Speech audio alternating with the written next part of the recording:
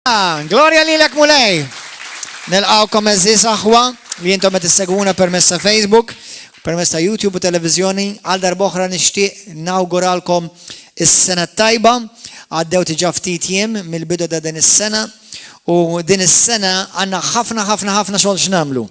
Mhux biss fil-binja, mhux biss fil-missjoni, mhux biss fl-evanġeliżmu, ministerji oħra, imma fina. Għandna ħafna xogħol x'nagħmlu fina. Amen, ħalli nkunu dik il-knisja li preparat ruħha sewwa għal-miġja tal-arus. Amen, l-arusa qed tistenna lill-arus. L-arusa mhux qed tistenna l-ġudizzju, l-arusa tistenna biex iżewweġ. Amen. Mela, qabad il-Bibja fidejk u għajdi warajja, Missi Qaddis. Grazzi tal-kelma tiegħek. Kellimni, ispirani u infidli qalbi bil-kelma qaddisa u ħajja tiegħek. Mulej Ġesu, niddikjara li jien għandi dak li l-Bibja tajt li jien għandi, jien kapaċi għal dak li l-Bibja tajt li jien kapaċi u jien dak kollu li l-Bibja tajt li jien. Jiena lesin għal-kelma tiegħek u għattu għat iktar ma nerġa' nkun l-istess iktar fissem Ġesu Kristu. Amen. Morru fl-ewwel Tessalonikin kapitlu 5, illum ħankompli tiġi id-disa lezzjoni, però ħatkun id-disa lezzjoni intro. Għaliex, daw l-axħar ftit qabel il-miliet, kont nissejjer fuq xarej, talin fuq jiena spiritu, għandi ruħ u ngħix ġo ġisem. Inti, you are a 3-in-1 being. You are a triune being. Tifmu? Ġifieri, inti spiritu kulħadd jgħid jiena spiritu, għandi ruħ, nippossjedi ruħ, u ngħix ġo ġisem. Il-ġisem mhux min jien. Ir-ruħ mhux min jien. L-ispirtu min jien. L-ispirtu huwa min jien verament, ir-ruħ huwa l-emozzjonijiet u l-karattru tiegħi. Sewwa? Imma xi ħaġa li wkoll tista' taħdimha u timpruvja għalkemm il-karattru tal-bniedem sa ċertu punt hemm affarijiet li ma tistax tibdilhom, imma hemm affarijiet li huma dak fejn jidħol issa il-karnalità dak tista' tibdilhom. U l-ġisem ovvjament tibdlu billi tikol tajjeb, tistrieħ tajjeb u teżerċita. Dawk huma tliet affarijiet li nħeġġitkom li intom tagħmluhom li anka fil-Bibja titkellem fuqhom. L-ewwel Tessalonikin kapitlu 5 bdejna nitkellmu kif aħna spiritu, min jien spiritu.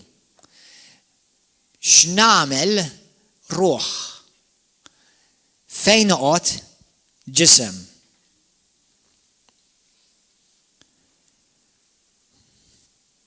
Mela. Vers 23. U Alla taslim iqaddiskom f'kollox u jżommkom sħaħ bla mittifsa fl-ispirtu, fir-ruħ u fil-ġisem. Sa ma jiġi Sidna Ġesu Kristu. Din l-iskrittura hija għall-Kristjani, mhijiex għad-dinja. Hija għall-Kristjani li huma imwielda mill-ġdid. Jekk inti ma tkunx imwieled mill-ġdid, inti ma tistax tkun imżamm mingħajr ma tkun mittifes, għax inti diġà mibluħ mid-dinja u mid-demonju, inti jekk ma tkunx imwieled mill-ġdid tad-demonju. Tista' tkun sweet, imma tad-demonju sweet. Simple as that. Jiġifieri tad-demonju ma jfissirx li inti satanist, laqqas tagħmel il-black mass. Kull ma jfisser jiġifieri inti peress li għadek ma twilidx mismewwit. Kemm minnkom ma smajtu xejn mit-teachings li għamilt qabel? Kemm minnkom ma smajtu l-ebda waħda minnhom, olli dejkom. Jekk ma smajtu xejn minn dawn li għamilt jien. Kollha smajtu? Kollha smajtuhom fuq it-teachings? Infatti kollha qegħdin fuq il-YouTube inħeġġitkom biex morru tarawhom. Mela, l-iskrittura tgħidlek morru Ġwanni kapitlu 3. Mela hemmhekk qed naraw li aħna spiritu għandna ruħu ngħixu ġisem. U Alla kulħadd jgħidu warajja, Alla huwa interessat fit-tliet tal-huma. Alla huwa interessat fit-tliet tal-huma. Issa, jekk inti tmut, maħna dak li jgħidulu mewt, biblikament u teologikament tista' tfisser ħafna affarijiet mejjed, all right? Imma ħanużaw il-kelma mewt kif jużaw għad-dinja, ġifieri meta inti dan il-ġisem jaqaf lek tieqa taħdem u inti tmut tieqaf. Tieqaf mhux teżisti, tieqaf tgħix fuq din id-dinja. Ma tibqafx teżisti, tibqa' teżisti x'imkien ieħor, jew teżisti fil-ġenna jew teżisti fil-infern, smoking or non-smoking. Imma meta tieqaf, once li inti tieqaf teżisti fuq din id-dinja, l-ispirtu tiegħek marruħ imur il-ġenna jew l-infern. All right? Issa, morru fi Ġwanni kapitlu 3, ġas ħanfakkarkom, illum hija l-intro tat-tieni fażi ta' dan it-talim. L-ewwel fażi għamilna 8 sigħat nitkellmu fuqhom. L-ewwel fażi. Issa ħanibda nitkellem fuq it-tieni fażi. It-tieni fażi hija peress li aċċennajna ħafna fuq it-talim tal-ispirtu sewwa għax aħna spirtu. All right? Titħalli l-ispirtu Alla permezz tal-ispirtu tiegħek imexxik u jigwidak. Issa ħanibdew nitalmu għax issa kull ma tallimna minn aħna biss. Imma għaliex għandek Kristjani jaġixxu bħad-dinja. Jaġixxu li jekk li ftit tara differenza bejnhom u bejn id-dinja. Hemm xi raġunijiet mhux bil-fors. Għax hemm min veru ma jkunx Kristjan. Kull m'għandu biss isem, kull m'għandu biss reliġjon. Ma mbagħad hemm min dak li jkun ġenwinament iħobb il-Kristu u vera ġenwinament kellu nkontru ma' Kristu imma għadu jaġixxi skont il-ġisem jew nkella skont ir-ruħ. Ġeneralment fil-Bibja jgħidulu karnali. Karnali xi tfisser? Mhux biss għandek laħam, karnali tfisser għadek taġixxi skont din id-dinja. Staġixxi bħal wieħed qisek li m'għandekx l-Alla, għalkemm għandek l-Alla, imma dak qed taġixxi qisek bħal wieħed m'intix tal-Alla. Qed tifhem? Karnali wkoll tfisser li inti taġixxi skont x'jgħidlek il-ġisem jew nkella x'jgħidulek l-emozzjonijiet. Sewwa? Kristu huwa l-epitomija tal-ewwel Tessalonikin kapitlu 5, 23 u 24. Sewwa huwa l-epitomija għaliex? Għax Ġesu kien mingħajr ma kien mittifes la fl-ispirtu, la fir-ruħ fil-ġisem kien perfett fit-tlieta. Issa jiena u inti nistgħu nkunu perfetti fit-tlieta ma mhux fuq din id-dinja. Perfetti biss fil-spirtu. Fir-ruħ qed niġu perfezzjonati u fil-ġisem għad iridu niġu perfezzjonati. Fir-ruħ, fil-spirtu, għal dawk li intom ma smajtunix, ħanfakkarkom jew se smajtuni u nsejtu, l-ispirtu fil-Grik, fil-Bibja, meta nkitbet il-Bibja bil-Grik u bl-Aramajk, intużaw 3 kliem differenti. Sewwa intużat il-kelma numa għal kelma spiritu. Minna nġibu il-kelma pneumatology, l-istudju tal-ispirtu. Għarruħ intużat il-kelma suke. Minna nġibu l-kelma psychology, l-istudju ta' l-ruħ. U għal-ġisem jintuża l-kelma sumo, sewwa, u l-kelma sumo ma naħsibx li hemm sumology, imma hemm anthropology, l-istudju tal-bniedem. Sa l-antropoloġija ma daġa sem xejn ma' teoloġija ta' studju tal-bniedem hija xi ħaġa biss tad-dinja. Imma hemm ovvjament ħajkun hemm affarijiet li huma komuni, għax l-antropoloġija titkellem ukoll tistudja mhux għax ngħidilkom għax nafu qata b'mod ġenerali ġifieri għax istudju tal-bniedem, l-ġir tal-bniedem, l-antropoloġija u l-bniedem minn fejn ġej, imma meta jistudjaw il-bniedem mhux qed jistudjaw l-qalbot jisajdu l-ġisem. Qed jistudjaw biss il-ġisem. L-antropoloġija ma tistax issib jekk għandux qalbu tajba jew ħażina da. Tifhem għax dawk l-affarijiet biss jgħinuna niskopruhom il-kelma. Tifhmu? Il-kelma tal-Alla. Aħna dan iftakar jiena u inti maħluqin minn Alla u Alla tana manwal. U jekk tkun taf dan il-mekkaniżmu kif jopera tkun taf il-manwal tajjeb. Sewwa il-Bibja. Jiena u inti nistgħu nifhmu l-ispirtu għax l-ispirtu jifhemunna l-kelma. All right? Fi ktib ta' Ġwanni kapitlu 3 għal dawk li forsi nsew xi tallimna, Ġwanni kapitlu 3 fejn Ġesu jgħid dan il-kliem lil wieħed Ludi li kien ukoll devot ta' Alla U għalhekk Ġesu jiġbu tassew ngħidlek vers 3 li jekk wieħed ma jtwilidx mill-ġdid ma jistax jara s-saltna Alla. Ismawni, meta jiena tallem fuq din iskrittura, rajta din iskrittura, din iskrittura apparti li ħafna minn nies, ħafna minn Kristjani jikkwotawha, għalija kienet waħda mill-iktar importanti għal-raġuni hawnhekk Ġesu jwissi li jekk inti dan il-ħaġa ma tesperjenzaħiex f'ħajtek, inti ħajkollok problema x'inhi li inti ma tidħolx u ma tarax is-saltna ta' smawid. Jiġifieri hemm affarijiet li inti jekk ma tagħmlhomx tista' tbati f'din il-ħajja vera. Imma hemm ħaġa waħda li inti tista' tagħmel x'tagħmel jekk ma tagħmilx din il-ħaġa ma salvax. Ma tarax fiċ-ċella, ma tidħolx fis-smewit. Allura din għati attenzjoni. Sew intom li din hawnhekk f'din il-binja u sew dak kollu li inti tmissegwu fuq il-Facebook u YouTube. Make sure you give this special attention. Amen? Għatu attenzjoni. Għax Ġesu qed jgħidlek tassew ngħidlek. Oqgħod attent. Għax jekk inti tista' tagħmel kollox u di ma tagħmilix, ma salvax. That's it. U jkun aħjar għalik qatt ma twelid. Sewwa? Mela tiġix tgħidli imma jekk ngħix sew biżżejjed, imma jekk jiena ma nisraqx tajjeb, imma jekk jiena pereżempju ma nagħtol ħadd korrajt mhux xorta mmur il-ġenna. Ġesu qed jgħidlek jekk ma titwilid mill-ġdid, tmur l-infern xorta. Sewwa, jiena nemmen hemm żewġ tipi ta' midnbin. Midneb ħażin u midneb tajjeb. Imma tnejn jintilfu. Għax it-tnejn huma midnbin. Għax tintilef għaliex? Għax inti m'għandekx is-natura tas-sema. Biex tidħol fis-sema jrid ikollok in-natura tas-sema. Sewwa? L-iskrittura tgħidlek fil-Ktieb tal-ewwel Korintin tgħidlek flesh shall not inherit the kingdom of God. Ma stenna ftit. Imma fis-sema aħna nafu li hemm iġsma.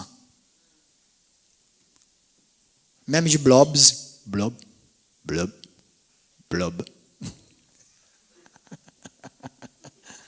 Fil-ġenna mhux blobs hemm nies. Għandhom ġisem. Imma ġisem glorjus. Tifhem? Dan il-ġisem għad irid isir jinbidel metamorfo f'ġisem glorjus. Imma biex jinbidel dal-ġisem irid ikun bidel l-ewwel inkun inbidel l-ewwel l-ispirtu. U l-ispirtu tiegħek ma ġiex infejjaq, l-ispirtu tiegħek ġie rreplejsjat. Alla tak spirtu li ġie mis-sema. U hawnhekk fejn ħafna fil-Kristjani li aħna għandna bżonn nimmaturaw fuq din l-erja. Għax dan it-talim huwa ċavetta għat-teoloġija kollha. Dan it-talim huwa ċavetta għat-teoloġija kollha. Qed tifhmu? U Ġesu jgħid lil dan ir-raġel Nikodema u jekk ma jitwilix mis-smewwied, ma jitwilix mill-ġdid, jew nkella tfisser ukoll jekk ma jkunx imwieled mill-missier tas-sema, bl-Ingliż jgħidlek unless one is refathered from above. Ġifieri, because you are already fathered from below. Għalhekk Ġwanni 8:44 Ġesu jgħid lill-Fariżej li 2 Korintin kapitlu 4 vers 3 u 4 Pawlu jgħid lill-Kristjani l-ewwel Ġwanni kapitlu 5 vers 18 u 19 Ġwanni jgħid lill-Kristjani li dawk kollha li mhumiex imwielda mill-ġdid missierhom huwa id-demonju. Missierhom dawk kollha li mhux imwieldin mill-ġdid għadhom taħt il-ħakma ta' Satana, Luċifru. Għalhekk il-mument li jimutu u jgħixu f'dan il-ġisem, xitan jiġi għal dak li huwa tiegħu. U għalhekk meta l-Kristjan imut, l-anġli tal-Alla jew Kristu nnifsu jiġi għal dak li huwa tiegħu. Amen? Alleluja. Mela, ħammorru fi ktieb ta' aħna rajna issa, morru fi ktieb tal-Lut. Qed nagħmilkom għal darb'oħra recap. Ġwanni 4 verse John 4. Morru issa lew morru John 4. Morru John 4 malajr. John 4, Ġwanni 4. Dan għalija huwa talim kruċjali. biex inti tifhem il-Bibja, speċjalment biex tifhem it-Testament il-ġdid. Għax it-Testament il-ġdid mhuwiex għat-teology. Mhux qed ngħidlek li ma jistgħux jifhmu it-teology għax jekk ikunu mwildi mill-ġdid jistgħu jifhmuh ukoll. Ma mhux għax teology jifhmuh. X'għamlu l-Ispirtu tal-Alla x'għandhom huma mwildi mis-sema. Okay? Għax inti għandek teology, laqsu ma mwildi mill-ġdid aħwad. U mhux kattolċi biss, protestanti u evanġeliċi minn kull denominazzjoni jeżistu hekk. Okay? Mela Ġwanni kapitlu 4 għandek scrittura li ħafna mill-Kristjani jafuha. Mela jekk aħna ma nkunux imwilda mis-smewwiet, jekk aħna ma nkunux imwilda mill-ġdid, jekk aħna ma nkunux ġejna imnisla, hekk tgħid il-kelma, imnisla mis-smewwiet, jew nkella mnisla minn missier tas-sema, vers 24, missierna tas-sema xiex? Alla, missierna tas-sema Alla huwa spiritu. U dawk li jadorawh għandhom jadorawh fl-ispirtu u l-verità. Mela jiena u int imwilda minn spiritu Alla, jew Alla spiritu. Ora hemm spiriti oħra, xjaten, anġli, fallen angels, human. Umani. Meta jiena twilit kelli spiritu uman. Meta jien twilit mill-ġdid, inda spiritu divin. Meta jiena kont għadni mwilet minn ommi u missieri, kelli spiritu tad-dinja. Meta jiena twilit mill-ġdid, kelli ġejt mod spiritu tas-sema. Għalhekk inti m'intix biss uman, inti spiritu u tgħix ġo ġisem.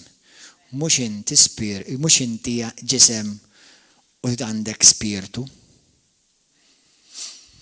Aħna spiritu u qed ngħixu esperjenza umana, mhux umani u qed ngħixu esperjenza spiritwali.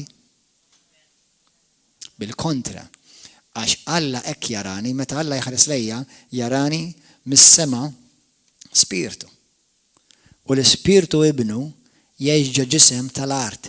Il-kelma uman ġej mill-art, il-kelma mwiet mill-ġdid ġej mis-sema. Allura parti minna hija tas-sema, parti minna tartina l-art, parti minna tmur fil-ġenna, parti minna tmur lura lejn trab. U la mbagħad nużaw biex inkaħlu l-fellowship bejk.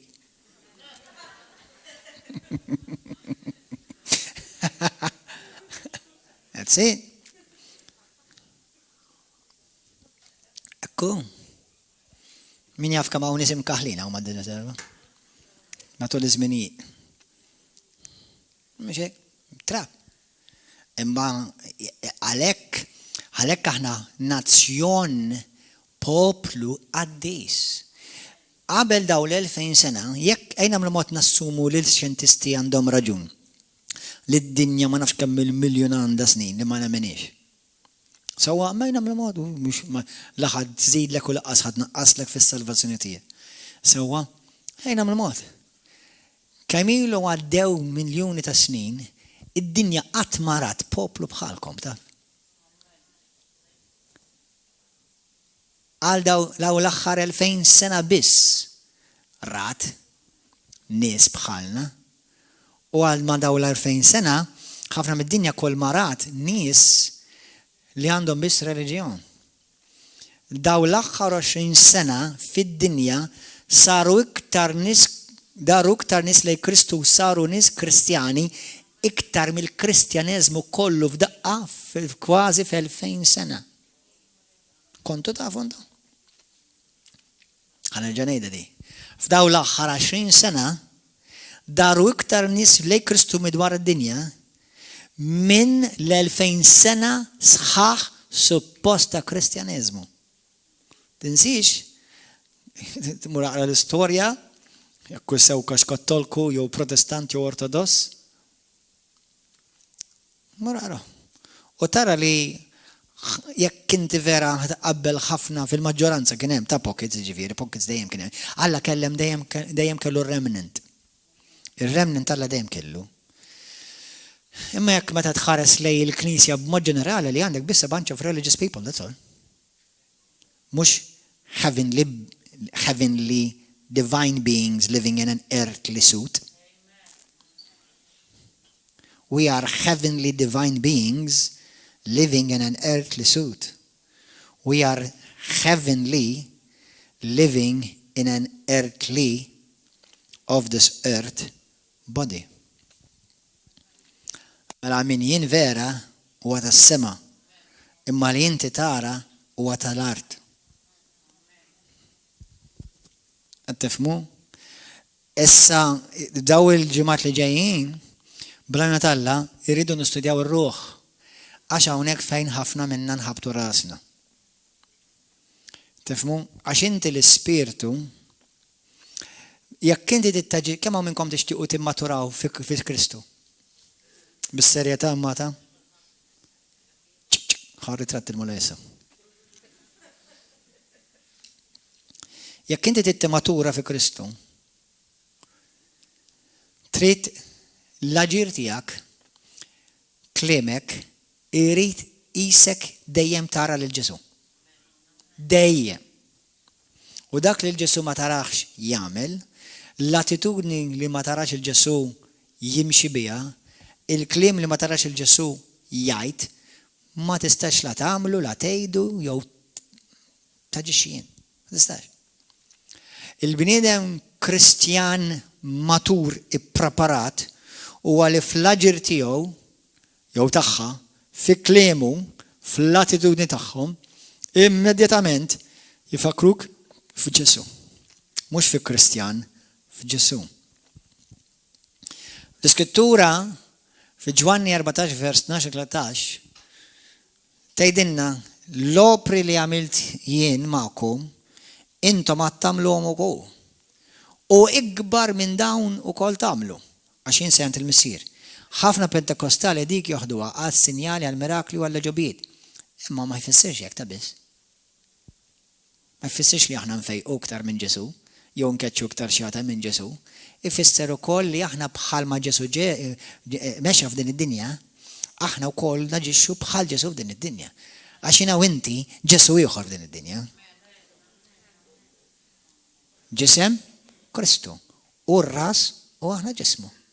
U r-ras u l-ġisem xi darba jrid jiġu into full alignment. U mhux ir-ras tirranġa il-ġisem. Għalhekk il-ġisem ara kemm importanti. Il-bieraħ smart profesija u vera berkitni. Number one, minnu dar raġel verament nammiraħ u nemmen li vera huwa raġel ġenwin tal-Alla u profeta ġenwin tal-Alla. Ma waħed mill-affarijiet jitkellem u semgħuni x'ħan ngħidilkom. Għax tgħidu li min semaħħa kien hemm ħafna affarijiet sbieħ u ċertu affarijiet li qal jien ngħidilkom. Ma waħda mill-affarijiet li semma hija l-Absaloms. Tiftakruhom l-Absaloms? L-Absaloms għodu attenti. Ħalli l-xitan jafx awwal knisja suppost opera fija. L-Absalom huwa tafu x'inhu l-Absalom min ma jafix morru wara l-messaġġ tiegħi fuq il-YouTube. Sewwa l-ispirtu l-Absalom fil-knisja. Għodu attenti. Għalhekk qedtilkom jekk inti tikber fi Kristu, prattikament inti titobdi. Full-stop. Infatti jekk titgħid kelma waħda lill-Kristjaneżmu huwa obbedjenza. That's it. Kelma waħda. Kif tiddeskrivi l-Kristjaneżmu? Obbedjenza lejn Alla. That's it. Nimxi bil-biża tal-Alla għax irid nobdi, nimxi bil-fidi għax nobdi, nimxi bil-mħabba għax nobdi, nagħti d-deċma l-offerta għax nobdi, nagħti l-karità unejn għax nobdi, naħfer għax nobdi, naħdem fil-għalqa tal-mulej għax nobdi, impoġġi l-ewwel Alla f'kollox għax nobdi. Obedience. That's it. Christianity is obedience towards God. That's it. U meta nidneb x'qed nagħmel? Qed inkun diżobbedjenti. Amen. Hallelujah. Anyway, imma hekk kienu inti ħanikbru. Imma r-ruħ, peress li r-ruħ ma titwilidx minn ġdid, u r-ruħ il-suke li hija ribelluża, għax il-parti li inti tgħid xirrit jien, xidilli jiena, u meta jiena jidilli, jew kif jidilli jiena, jew x'naħseb jiena, il-jien mhux l-ispirtu. Meta aħna ngħidu jien, xirrit jien ġifieri x'jien ħoss jien. x'inħoss jien? X'inħobb jien? Inti kif taf xi tħobb? Jekk titkellem mill-Ispirtu meta titkellem xi jħobb Kristu. Jekk titkellem ir-Ruħ ħa titkellem xi nħobb jien. Dak li aħna ħafna drabi ngħidulu li jien, speċjalment bħala mwilda minn ġdid, mhux qed jitkellem għal Kristu, qed jitkellem għal ġisem. Il-jien. Mela jekk inti titkellem għal Kristu, dak li trid intu li trid tkun Kristu suppost tkun l-istess ħaġa. Għax il-vuċi tal-Ispirtu hija ta' Kristu, m'hemmx tgħid, m'hemmx l-ewwel Korintin 6:17, waħda mill-iktar skrittura favoriti tiegħi, marru rawha.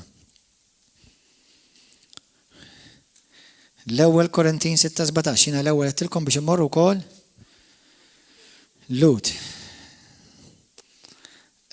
Pratikament kon għandilkom biex taraw Lut kapitlu 4 vers 12. Fejdilkom il-kelma tal-Alla hija bħal xabla b'żewġ tixfar li taqta' u tifret bejn l-Ispirtu u bejn ir-Ruħ. U hija kapaċi tiġġudika u tarbel il-ħsibijiet tal-bniedem, l-ħsibijiet u l-emozzjonijiet mela qed tgħidilna b'mod distintament li bejn ir-Ruħ u bejn l-Ispirtu u r-Ruħ hemm differenza. Għax tifridhom. Mela kif ħankun naf fejn ir-Ruħ u fejn il-ġisem? Kif ħankun naf jekk qed nitkellem skont il-Spirtu jew skont ir-Ruħ? Bil-kelma. Il-kelma tifrida. Il-kelma tifrida. Tifhmu? Inti jaqbillek tgħid li hekk, għax inti jaqbillek tgħid li hekk imma dak għalhekk jgħidlek. Lesen ftit. Faċli. Aqbad il-kelma, aqbad il-Ġesu u għarek Ġesu jitkellimx hekk. Jaġixxix hekk, jiddeċidix hekk. Għax Ġesu huwa l-Ispirtu tal-vuċi identika tal-Ispirtu tiegħek. Jekk li inti u Ġesu ħaġa waħda, daw din it-talima mhux għal id-dinja da. Dan it-talima huwa minnu vera ta' Kristu, mhux ħajfmu ngalla. Sewwa mela, l-ewwel Korintin, waħda mill-iktar skrittura favoriti tiegħi, vers 6 tismgħu għadi. Di tittamel omrok tarbilha. Xija bombastika, faċli, ver żgħir biex timmemorizzaħ, imma biex timxi fih, tesperjenzaħ b'esperjenza. Ismgħu. Min jingħaqad mal-mulej u ruħ waħda miegħu. Issa s-saċ dik il-kelma hemmhekk bir-ruħ, ma fl-ispirtu imma jekk taqrawha bl-Ingliż ma tgħidlekx one soul, tgħidlek one spirit. Okay? Mela min jingħaqad ma' Kristu huwa spiritu wieħed ma' Kristu. Jew inkella he that is joined unto the Lord is one spirit. Mela min jingħaqad ma' Kristu huwa kemm? Wieħed. Mhux tnejn. Wieħed. Mhux tnejn. Dik il-kelma ma nafx għaliex bil-Malti jagħmluha ruħ. Għax fil-Grik edha miktuba numa, spiritu. Allura għalhekk inti meta tagħmel ċertu studju aħjar tara fil-Grik. Okay? Mela Ġesu qed jgħidlek min jingħaqad ma' Kristu, jekk inti ma' Kristu, jekk inti ma' Kristu, holiday. Ħanamilkom naqa' differenzi issa. Kristu huwa miegħek u int 100% li Kristu huwa miegħek? Jekk inti mwiegħed minn ġdid, hekk suppost. Imma inti tkun taf jekk Kristu huwiex miegħek. Id-deċiżjonijiet li qed tagħmel hekk kieku Ġesu jagħmilha. Sakemm inti qed tgħix karnalment. Karnalment jiġifieri skont x'taħseb int skont is-soul. Is-soul tittiġġieled tas-siġġu. Għax qabel kelli l-ispirtu ta' din id-dinja u ruħ jaqblu. Issa f'daqqa waħda poġġejt li l-ispirtu ta' Kristu fuq is-siġġu ta' ħajti. Meta inti qed li Ġesu ejja u kun il-mulej taf xi tfisser, Ġesu jidħol u poġġi fuq it-tron ta' ħajti. Ir-renja jien. Allura sa f'daqqa waħda u jien l-imparti minnek. Għax hekk inti ir-ruħ tiegħek hija matura billi tgħarbel u tomot u taġixxi fuq il-kelma tal-Alla, ir-ruħ tifraħ ma' xi jrid Ġesu. fuq it-tron. Allura ħafna mill-problemi li aħna niffaċċjaw, ftakar, immaġinaw għadi. Anka meta tiġi bej koppja, mara u raġel. Pastor, diakni, responsabli, whatever. Membri. Innota kif fis-salna di għandek dejjem għandek ġerarkija. U kulħadd xi ħadd huwa sottomess x'imkien. Kulħadd m'hemm ħadd sottomess x'imkien, għalhekk jiena ma nemminx fihom u laqqas nemmen Kristu ma jemmen fihom knejjes li kulħadd jemmel li jrid. Jew knejjes jiġi jgħidulek aħna ma nemmnux bil-pastors, ma biex temnu. Kulħadd jemmel li jrid. Taf xi sejħ dak infern. Avolja fl-infern vera ma jemmel ħadd kulħadd li jrid. Tifhem? Imma jekk jissejħ fl-infern. Għax fid-dar Alla u fis-sena Alla hemm ordni. Hemm ordni divina. Amen. Alleluja. U hija ordni jekk aħna nimxu mal-kelma, hija ordni apostolika. Amen. Issa parti minn hekk imma anke meta inti jekk jiena kien raġel miżewweġ ma' mara, ovvja, hello. Mhix ħankun l-ebda Alla tas-sema, l-ebda trinità ma ħażewweġni ma' raġel ieħor. Ningasal Alla qatt ma kelli interess. Halleluja. Imma parti minn hekk. U by the way ma jeżistux żwieġijiet bej irġiel u ġiel. Civil unions iva, ma mhu żwieġ. U jekk inti kont f'xi waħda minnhom, indem qabel ma tmur tintefa' fl-abbissi tal-infern. Ħadd tkun taf il-verità. U attent, ma tmux isseħħ jekk innifsek Kristjan u tgħid ħammu niżżewweġ ma' raġel jekk int raġel jew ma' mara jekk int mara. Għax issipruhek fl-abbissi tal-infern. 100%. Tista' ma temminix imma dik hija l-verità. U wara ma jkollkom xi affarijiet x'taqsmu ma' dawn l-affarijiet. Dawn affarijiet li Alla jabborri. Dawn affarijiet li qabda mal-ma muqżiża. Żwieġ huwa xi ħaġa qaddisa qudiem Alla. Unjoni ċivili dak xi ħaġa oħra, dik xi ħaġa tat-ċivil. Imma żwieġ mara tal-Alla u raġel tal-Alla u Alla jaqadhom.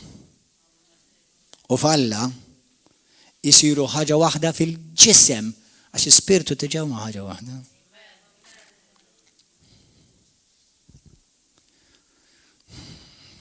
Allura meta jkun hemm problemi, jekk jien għandi problema mal-mara, ovvjament il-mara tiegħi mhix perfetta, imma jien m'iniex perfett lanqas fir-ruħ u fil-ġisem, allura jiena nistragilja, Gordon jistragilja biex nagħti lill-mara li trid ma mhux l-ispirtu tiegħi, l-ispirtu tiegħi huwa Kristu. Ta' Kristu ħaġa waħda ma' Kristu u Kristu jixtieq jagħmel mara tiegħi kontenta. Sakemm ma jidħolx dub għalhekk id-darba li għamiltilkom għamlu li tridu barra ma tidimbu. Il-mara tiegħi kollha struggles miegħi sa fejn xi trid hi. Xi trid ir-ruħ tagħha. Il-ħass, il-feelings, il-ċiklu, ċirku, u minn kollox. U l-pakket kollu li jiġi ma' mara. Sawa? Imma Kristu li jarrenja fl-ispirtu tagħha irid li jitaċevola żewġa. Għax Kristu dejjem jissottometti. Għalhekk fis-saltna inti hija dejjem tobdi taħt sotto missjoni mis-sema. Alleluja. Grazzi Ġesu.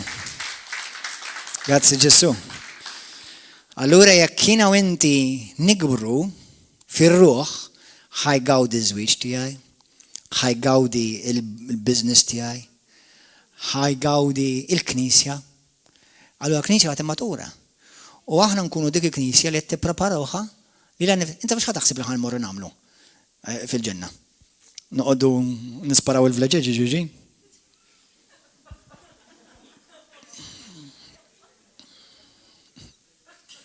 Għandi 4 vleġeġ nispara xi wieħed waħda u aktar minn komina. Min jaf kemm hawn min jispara li xi vleġġa. Imma aħna l-Bibja dejlek aħna ħanirrenjaw ta'. Sta nafsit aħna tiġi nirrenja fuq id-dinja suppost.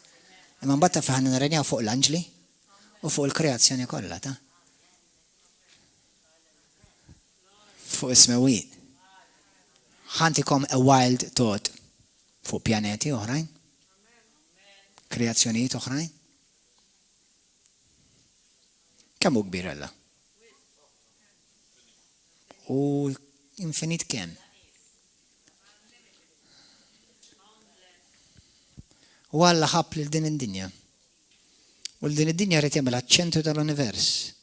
U mbagħad mar iktar personali għamel lilek iċ-ċentru tal-univers. Biex inti jekk inti tkun kapaċi tirrenja miegħu fuq din l-art u tobbdih, Alla jista' lafdak f'affarijiet żgħar jibda jafdak f'affarijiet kbar. Wow.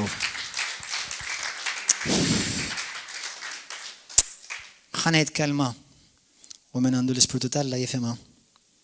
Imsiken dawk li għax kienu naqra ċċelenġjati biex jibaxxu naqra rasu u ma kienux kapaċi. I'm sorry for you. You missed it.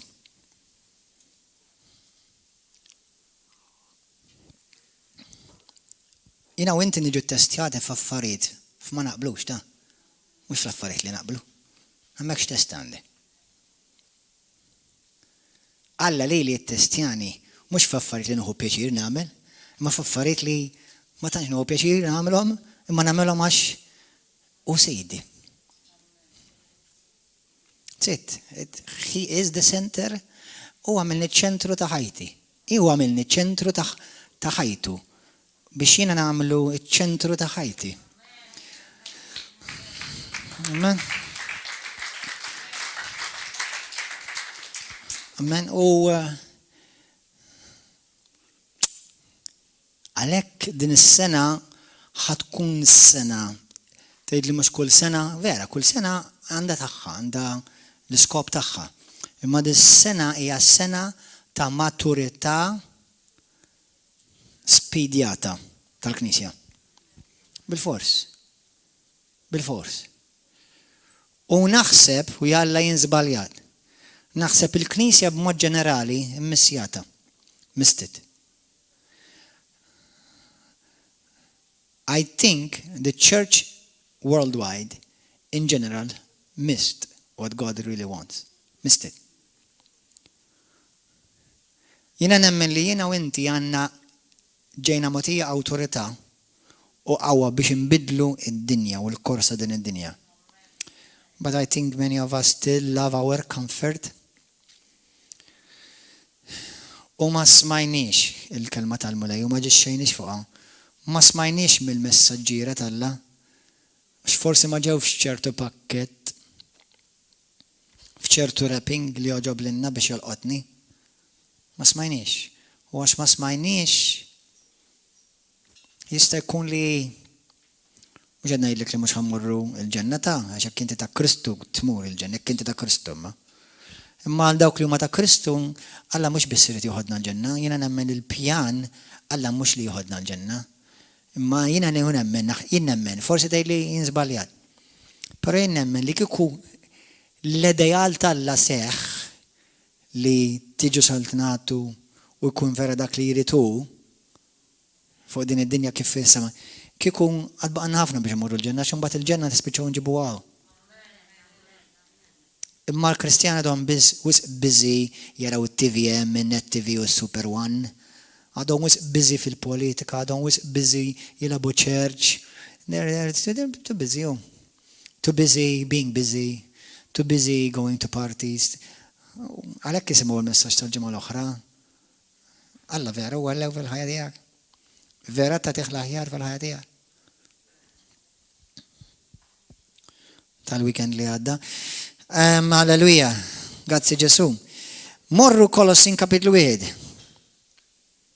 Kolossin kapitlu 1. Għattuħdu biġi. Numilja ruħi u ngħidilkom inħoss Ispiritu tal-Alla tkellimna. Kolossin 1 vers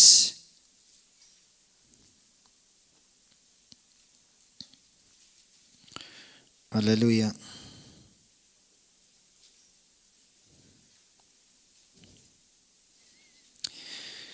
Vers 21.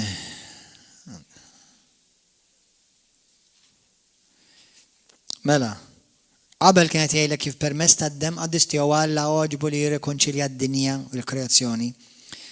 U qabel konna aħna il-bot minn Alla konna l-edewwa tiegħu u vers 22 jgħidlek imissa sirtu ħbib tiegħu permezz tal-mewt ta' ibnu, moti għal-mewt, skont il-ġisem, biex dan irressaqkom qudiemu għaddisa, safja u bla għajb. Eżis aħwa, l-ispirtu tiegħek imwieled minn ġdid huwa qaddis mingħajr ma tifes u bla għajb.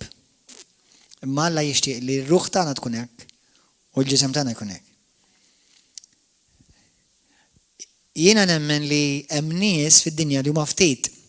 Però dak li ħanejdilkom aħwa. Meta taraw bniedem Alla, pereżempju, ħansemmilkom il-John G. Lake. John G. Lake li kellu revelazzjoni fuq il-fejqan. Issa jiena nemmen li mhux kull min għandu revelazzjoni fuq il-fejqan bil-forsi għandu revelazzjoni ta' kull suġġett ieħor. Tifhmu infatti inħeġġitkom number 1, l-ikla maġġura tagħkom għandha tkun fuq minn dan il-pulptu. Imma mbagħad jekk ħatiklu ikel ieħor, taqbdux ma' preacher wieħed, ikolkom naqa' teachers varjati. Ħalli ma għax inti li m'għandek l-ebda predikatur, tkunu żgur li jkunu balanċjati fuq l-istess linja, imma jkomx għax inti jekk taqbad pereżempju John G. Lake kien għalija jogħġobni ħafna fuq il-fejqan inħeġġitkom morru simgħu. Imma pereżempju ma kellux rivelazzjonijiet fuq affarijiet oħrajn. Ma kellu rivelazzjoni kbira fuq il-fejqan. Issa, ħanilkom xejn tgħid l-Ispirtu tal-Mulej bħalissa, tinnikom? Isimgħu se jiftaħ kulħadd jgħid l-Ispirtu Santu kellimni. Meta Alla juża ħmar bħal John G. Lake u jirnexxielu John G. Lake permezz tal-Ispirtu tal-Alla ikkisser barrier that he didn't break it just for himself, he broke it for the rest of the body of Christ. It's powerful right now. Meta Alla jagħti revelazzjoni wieħed minn uliedu, dik ma tkunx biss għal wieħed minnhom ta'. Tkun għall-Knisja kollha. La kisibha hu u Alla qal amen, mela la qal amen għalih hija amen għalija. Imma ħafna jgħidu hekk ara. Illa John G. Lake kemm kien redil tal-mulej vera, imma John G. Lake kisbu dak il-barrier, asmu dak il-barrier, he broke through that barrier so that it makes you understand you can achieve it too. Not just look and be a nice audience. Għal min kiseb il-barrier li jasal f'punt f'ħajtu fej kif jista' jgħix f'ħajja b'saħħitha u jekk tafu xi preacher li vera Alla kiseb qasam dak il-barrier, find out how he did it and do it too. Jekk tafu xi ħadd li rnexxielu jkisser il-barrier tal-povertà u għandu revelazzjoni fuq il-finanzi tas-saltna, that barrier was broken not just for him, but for the rest of the body of Christ. Meta Alla ta' ir-revelazzjoni ta' minn aħna fi Kristu lil Pawlu, dik ma kienx biss għalih, kienet għal-ġisem ta' Kristu kollu. Qed tifhmu? Issa aħna ma nissejħux Pawlini, nissejħu Kristjani. Ir-Rabat forsi ta' Rabat jgħidulu Pawlini. Jiċċelebraw il-festa ta' Pawlu, ma mhux Pawlu l-istatwa ta' Pawlu li kien ippossedut bi Kristu. Sewwa. Allura please, jekk jiena li x'imkien Alla tani revelazzjoni ta' xi ħaġa u nemmen li tani, inti tgħid illa pastor x'revelazzjoni kellu? Praise God, pastor. Alla użak biex tkisser dak il-barrier. Ħalina wkoll nakkusta. Do you understand? Issa, teachers fil-ġisem ta' Kristu li Alla jkun tom revelazzjoni x'inhi? Jiena Pietru x'antiku, għax il-Pietru xtaħ, mhux il-Pietru biss, u li dawk kollha li jemnu. Jiena antik mhux ċavetta qallu ċwievet. Inti biex tiftaħ bib wieħed ċavetta waħda nibdu. Imma mid-dera ħafna bibien xinfetħu. U dawk jissejħu bibil ta' revelazzjoni taħwa. Il-Pietru x'revelazzjoni taħ li Ġesu kien il-Messija li benta l-ħaj. Il-Pawlu x'revelazzjoni taħ li Kristu issa, l-istess Kristu l-istess glorja ta' mar fik. Ħalleluja, il-Ġwanni x'revelazzjoni taħ li issa jekk inti tgħix b'revelazzjoni ta' min jammar fik, issa doesn't matter x'hemm jeżisti fid-dinja x'akbar dak li hemm fik dak li hemm fid-dinja. Qed tifhem dawk huma ċwievet tas-saltna li nfetħu. Qed tifhmuha aħwa. Issa morru, grazzi mulej. Morru f'Efesin kapitlu 4. Qed tieħdu pjaċir? Yeah, no pjaċir, ta? I'm having fun. Brother, għatina waħda. You want more? How many want more? Amen, amen. Vers 24. Isma għadi. Efesin 4, vers 24. 24. Ilbsu l-bniedem ġdid. Dan il-bniedem ġdid maħluq skont Alla. Skont Alla. Fil-ġustizzja u qdusija tas-sew. Sa naftit, li ma parti minna maħluqa ġdid, kull min jingħaqad ma' Kristu huwa kreatura ġdida. Tieni Korinti 5 vers 17. Sa naftit, put on the new man who was created in the likeness of God, ġi kreat fi ġbija Alla. Sa naftit, a new man. Are you a new man? Even if you're a woman, you're still a new man. God made every one of you men. Tifmuha. Mela santom you put on the new man. Put on the new man. And this new man is created in the image of God. Holy and righteous. That is positionally. Jiġifieri fl-ispirtu tiegħek. Fl-ispirtu tiegħek. Mela dan huwa ir-recap li kellna nagħmlu ta' 8 ġimgħat ta' qabel. Li aħna mwilda minn Alla, bid-DNA tal-Alla fl-ispirtu tagħna, fl-ispirtu tagħna minn issa 2 Pietru kapitlu 1 vers 3 u 4 u 5 tiġà qegħdin nieħdu sem fin-natura divina ta' Alla min issa mal-ispirtu. Immista jridu nidħlu għall-istudju tar-ruħ. Qed tifhmu dal-istudju mhux għan-nies tad-dinja. Dan huwa studju għan-nies tas-saltna. Amen, halleluja. Grazzi mole qaddis. U aħna ħanibdew minn hawn. Morru fl-ewwel Ġwanni kapitlu 3 u nitolbu. Glorja lilek Abba Missier. Ħanejlkom aħwa. Meta inti r-ruħ tiegħek għadha mhix matura u ġismek għadu mhux sottomess, għadek tħalli li ġismek jigwidak, ħajkollok diffikultà tgħix ħajja renjanti fuq id-demonju. U ħajġidlek. Xi tfisser ħajġidlek? Ejdu li ximkien fej xitan ġilet lid-demonju. Sorry, fej xitan ġilet il-Ġesu fil-Bibja. Xi darba ġilet il-Ġesu fil-Bibja? Imkien. U aħna suppost bħalu. Issa għadni mhux ħanidħol fit-tieni biċċa fejn tgħidlek bħalma hu aħna fid-dinja, ġifieri as he is in the heaven, so are we in this world. Dak irridu nidħlu fuq dak istudju. So għad ngħidlek jiġifieri suppost anke fid-dinja, jiġifieri anke ma qabel ma ġiġi glorifikat. Ġesu qal dak l-affarijiet li nagħmilha jiena bħalissa għadkom luħ intom. Però hemm affarijiet oħra li m'intomx kapaċi tirċivuhom bħalissa. U għavolja ħafna minnkom ħadejdu li intom Kristjani tal-born again u evanġelical xorta m'intomx ħadifmuha.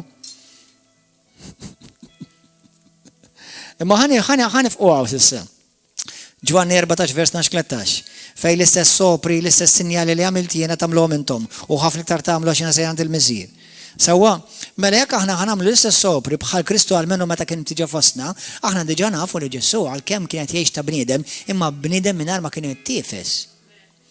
Jiġifieri x-xita ma kellu l-ebda klejn fuqu. Issa meta jiena u inti nagħtu wisa lill-ġisem il-laħam. Nagħtu wisa lir-ruħ. Ix-xitan jaf li jien Kristjan u minflok jitkeċċa jitħaq bik. Jaf li inti għandek l-awtorità, imma ma tistax timxi fiha dik l-awtorità għax għad baqalu sem fik minn tiegħu. Qed tifhmu għalhekk inti mbagħad għandek ħafna Kristjani jistragiljaw. Għaliex qed jistragiljaw? Għax jekk jiena naqa' l-ġisem, ix-xitan jitmani. Jekk jiena naqa' d-dnub, ix-xitan jitmani.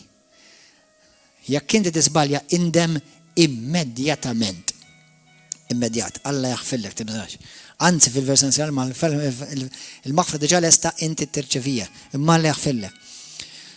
Imma issa ħabdew nitkellmu kif ħanejxu ta' Kristjani matura.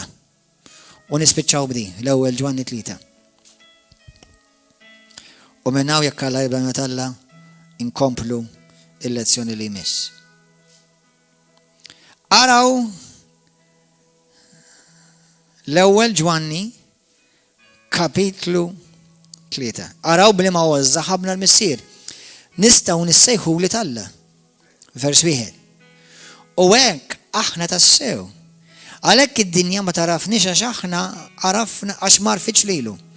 Eżes aħna li taħna li jistgħu li Alla, aħna issaw li Alla, imma se nkunu l-qudiem mhux irrevelat lilna. Ħankunu xi ħaġa li għadha mhix irrevelata, imma jekk nimxu fuq dak li ġie revelat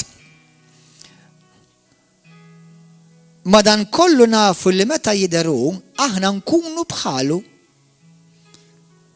Mhux ħansiru bħalu, tiġà bħalu aħna. Għax naraw kif inhu.